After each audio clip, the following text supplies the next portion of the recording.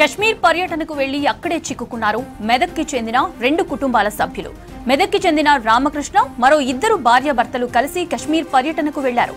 వారు వెళ్లిన కొన్ని గంటల్లోనే పహల్గాంలో ఉగ్ర దాడి జరగడంతో కొంతమంది పర్యాటకులు మృతి చెందారు.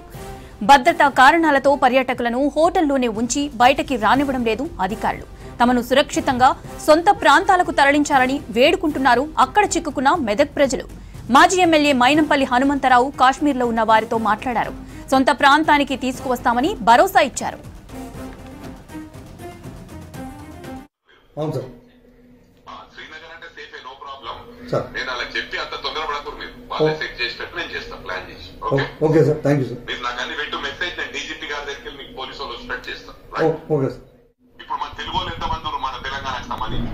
మన తెలంగాణకు సంబంధించిన 80 మంది ఉంటారు సార్. 80 మంది సార్. 80 మంది ఎక్కడ ఉన్నారు మీరు? నామ్రోజ్ హోటల్ శ్రీనగర్ సార్. పహల్గాంలో లేరు కదా? పహల్గాంలో లేదు సార్. శ్రీనగర్ ఉన్నారు మీరు? అవును సార్. శ్రీనగర్ అంటే సేఫే, నో ప్రాబ్లం సార్. నేను అలా చెప్పి అంత తొందరపడకూరు. మీరు వాళ్ళే సెట్ చేసినట్టు నేను చేస్తాను, ప్లాన్ చేసి. Okay sir, thank you sir. మీరు నాకు అన్ని పెట్టు మెసేజ్, నేను డీజీపీ గారి దగ్గరికి మీకు పోలీసు వాళ్ళు స్ప్రెడ్ చేస్తాను. కశ్మీర్ పర్యటనకు వెళ్లి అక్కడే చిక్కుకున్నారు మెదక్కి చెందిన 2 కుటుంబాల సభ్యులు. మెదక్కి చెందిన రామకృష్ణ మరో 2 భార్యాభర్తలు కలిసి కశ్మీర్ పర్యటనకు వెళ్లారు. వారు వెళ్లిన కొన్ని గంటల్లోనే పహల్గాంలో ఉగ్ర దాడి జరగడంతో కొంతమంది పర్యాటకులు మృతి చెందారు. భద్రతా కారణాలతో పర్యాటకులను హోటల్లోనే ఉంచి బయటికి రానివ్వడం లేదు అధికారులు. తమను సురక్షితంగా సొంత ప్రాంతాలకు తరలించాలని వేడుకుంటున్నారు అక్కడ చిక్కుకున్న మెదక్ ప్రజలు.